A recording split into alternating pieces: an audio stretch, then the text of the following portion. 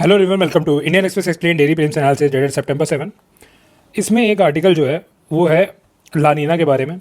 ठीक है, तो हम क्या करेंगे कि आर्टिकल में ऐसा तो कुछ दिया नहीं है इंपॉर्टेंट, तो हम क्या करेंगे एक सेपरेट वीडियो में लानीना, El Nino, ENSO, Indian ocean dipole और मैडन जूलियन ऑसिलेशन, ये सब चीज़ें एक ही वीडियो में पढ़ लेंगे और इसका इम्पैक्ट पढ़ लेंगे इंडिया पे। ये शाम तक मैं कोशिश करूँगा बनाने की। ठीक है, तो यहाँ ऐसा इसमें कुछ डिस्कस करने लायक है नहीं।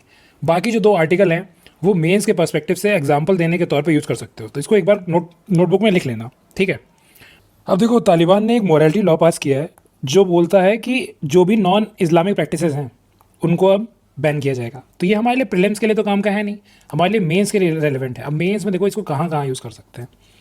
अब नॉन इस्लामिक प्रैक्टिसेस में इसने स्पेशली वुमेन के अगेंस्ट काफ़ी ये डिस्क्रिमिनेटरी है। वुमेन को बोल दिया गया है कि तुम्हें अब फेसेस कवर रखने हैं अपने। ठीक है, आप सिंग नहीं कर सकते हो, और इवन अपने घर में सिंग नहीं कर सकते हो क्योंकि ये नॉन इस्लामिक माना जाता है। ठीक है, also it affects LGBTQ plus जो कम्युनिटी है, क्योंकि इस चीज़ को भी बैन करता है। ठीक है, और ये मेन के लिए भी डिस्क्रिमिनेटरी है। मेन को क्या बोलता है कि आपको बियर्ड्स ग्रो करने पड़ेंगे, आप वेस्टर्न क्लॉथ नहीं पहन सकते हो, आपको हर चीज़ इस्लाम के हिसाब से करना है।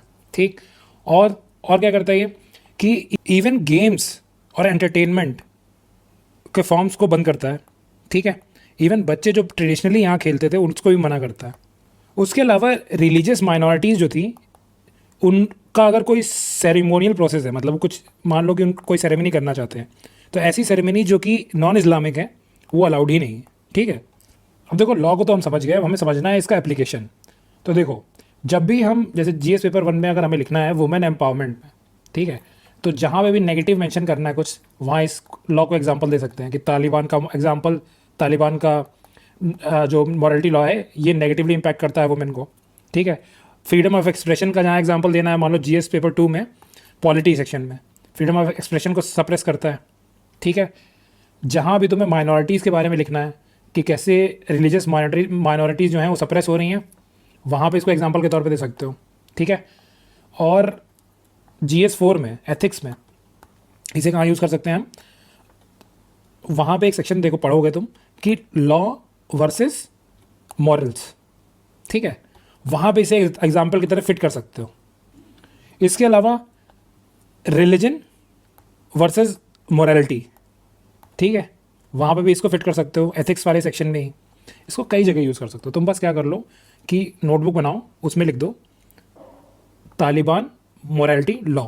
ठीक है, इसको एग्जाम्पल के तौर पे लिख दो। अब जहाँ भी तुम्हें नेगेटिवली कुछ भी फिट करना होगा, कोई पॉइंट तुम्हें याद आ जाए कि मैन वुमेन, उसको तुम बस ये एग्जाम्पल दे देना, एग्जाम्पल तालिबान। जो भी तुम अपना पॉइंट लिखोगे मेंस के आंसर में, जैसे पॉइंट लिखा उसका आगे एग्जाम्पल लिख देना तालिबान मोरालिटी लॉ। ठीक है, तुम्हें एक्सप्लेन करने की ज़रूरत नहीं है कि ये लॉ क्या क्या क्या इसमें फीचर्स हैं, क्या, बस एग्जाम्पल लिख दो, क्योंकि एग्जामिनर को पता है कि ये चीज़ उसमें है ऑलरेडी। बस तुम्हें दिखाना है कि देखो मुझे पता है कि तालिबान ये चीज़ें कर रहा है वहाँ पे। ठीक, और एक टर्म मान लो बहुत ज़्यादा तुम यूज़ कर सकते हो GS पेपर 1 में वुमेन वाले सेक्शन में, कैसे कि, या वल्नरेबल सेक्शन में तुम यूज़ कर सकते हो। कैसे, फॉर्मलाइज जेंडर अपार्थीड। अब अपार्थीड का मतलब क्या होता है, बेसिकली ये रेशियल डिस्क्रिमिनेशन कर रहे हो। रेशियल डिस्क्रिमिनेशन का मतलब रेसेस के अगेंस्ट डिस्क्रिमिनेशन। जो गोरा लोग था हमारा, साउथ अफ्रीका गया, उसने बोला कि जो भी नॉन वाइट्स हैं ये हमसे नीचे हैं। ठीक है, तो इसी को बोलते हैं रेशियल प्रोफाइलिंग बोल सकते हो, या फिर ऐसे रेशियल डिस्क्रिमिनेशन बोल सकते हो। अब यही चीज़ अगर तुम जेंडर के अगेंस्ट करो, वुमेन को डिस्क्रिमिनेट करो on the basis of their gender through legal या फिर फिजिकल प्रैक्टिसेस से, तो ये देखो यहाँ पे लीगल प्रैक्टिसेस से किया जा रहा है ना।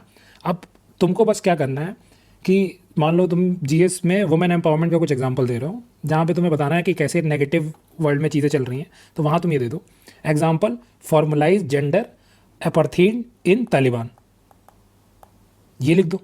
तो ये भी एग्जांपल के तौर पे लिख लो। तो तुम्हें बस क्या करना है, मेंस वाली कॉपी में ये 2 एग्जांपल लिख लेने हैं। ठीक है, अब इसको फिट कब करेंगे, जब हम मेंस के सारे डायमेंशंस पढ़ लोगे ना। जैसे तुमने GS 1 से लेकर GS 4 तक तुमने पढ़ लिया, तब तुमको ये एग्जांपल वहाँ यूज़ करने हैं। अभी तुम्हें पता नहीं चलेगा कि तुम्हें कौन सी चीज़ कहाँ यूज़ करनी है, बट जब क्वेश्चन आएगा ना, और कोई रैंडम बॉम्ब क्वेश्चन आता है, रैंडम बहुत ही रैंडम क्वेश्चन आएगा, वहाँ तुम्हें पता रहेगा कि जो भी तुमने न्यूज़पेपर से इंसाइट लिया है ना, वो तुम वहाँ कैसे फिट कर लोगे। कि जिस चीज़ के बारे में कुछ नहीं पता है उसके बारे में भी तुम वहाँ न्यूज़पेपर के कुछ आर्टिकल से कुछ कुछ चीज़ें उठा के वहाँ याद करके लिख सकते हो, फिट कर सकते हो। ठीक है, देखो कुछ लोग रिक्वेस्ट कर रहे थे कि मैं मेंस का एनालिसिस लाता रहूँ, बट देखो आज मेरे पास कोई प्रीलिम्स का आर्टिकल नहीं था, तो मैंने सोचा कि आज थोड़ा मेंस का ही बता देते हैं, ठीक है। तो देखो ऐसे ही तुम्हें यूज़ करना है, ऐसे छोटे छोटे एग्जाम्पल लिख के, एक लाइन का एग्जाम्पल लिख लो, उसको 20 जगह यूज़ करना है, ठीक है।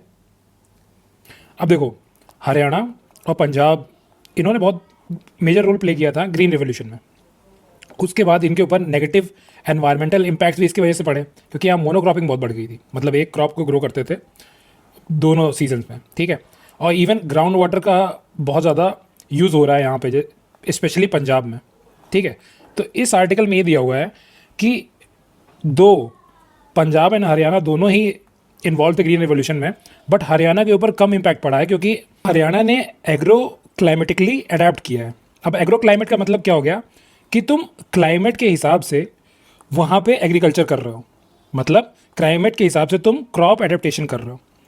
अब हरियाणा में भी कुछ जहाँ कैनाल है वहाँ ये क्या कर रहे हैं, ग्रो कर रहे हैं वाटर इंटेंसिव क्रॉप्स, और जहाँ कैनाल का पानी नहीं जाता है वहाँ पे ये लेस वाटर इनटेक वाली क्रॉप्स ग्रो कर रहे हैं, ठीक है।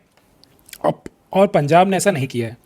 तो पंजाब क्या कर रहा है कि राइस बहुत ज़्यादा ग्रो कर रहा है, वीट बहुत ज़्यादा ग्रो कर रहा है। अब इनके पास एक तो प्रॉब्लम, इन्होंने पानी यहाँ बहुत ज़्यादा कंज्यूम कर लिया राइस बनाने में, ठीक है। और दूसरा जब इन्होंने इसको प्रोक्योर किया, तो प्रोक्योर में भी तो कॉस्ट लग रही है ना, कि एक्सेस अगर आपके पास क्रॉप है तो आपके प्रोक्योरमेंट में भी आपको कॉस्ट ज़्यादा इनकर हो रही है, तो आप क्लाइमेट भी डैमेज कर रहे हो, कॉस्ट भी एक्स्ट्रा पे कर रहे हो, क्योंकि आपने सरप्लस ग्रो कर लिया है, ठीक है। अब इसे तुम मेंस में कैसे यूज़ करोगे? अब जहाँ भी तुम्हें कोई एग्जाम्पल देना है वहाँ तुम ऐसा बोल दो कि नेगेटिवली इम्पैक्ट हुआ था हरियाणा एंड पंजाब को ग्रीन रिवोल्यूशन से, ठीक है, बट हरियाणा ने क्रॉप डाइवर्सिफाई करके ओवरकम कर लिया है चैलेंजेस को, ठीक है। और क्लाइमेट एडेप्टेशन में भी तुम एग्जांपल दे सकते हो एनवायरनमेंट में, कि कैसे हरियाणा ने ओवरकम कर लिया ग्रीन रिवोल्यूशन के नेगेटिव्स को, ठीक है।